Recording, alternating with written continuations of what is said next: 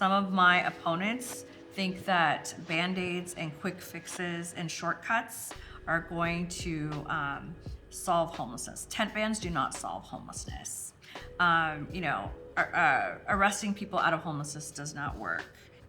I think that it would be valuable to integrate the already successful framework into the city government. A community is safe when people feel connected to each other, when they have the resources to survive and be able to provide for their families. We have to have a range of solutions, a range of housing options. I oppose the criminalization of poverty. I oppose the brutalization of houseless people.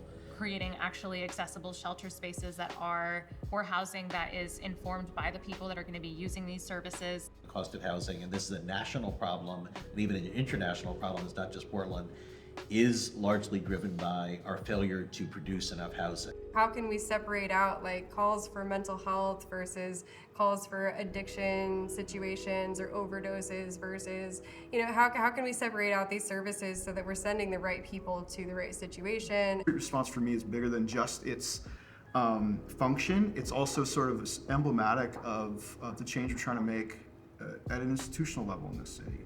I keep referencing the Street Roots article and their series of articles, but they talked a lot about how there's this perception that, just when you see a houseless person on the street, that they are automatically criminals in some ways, or that they're up to no good.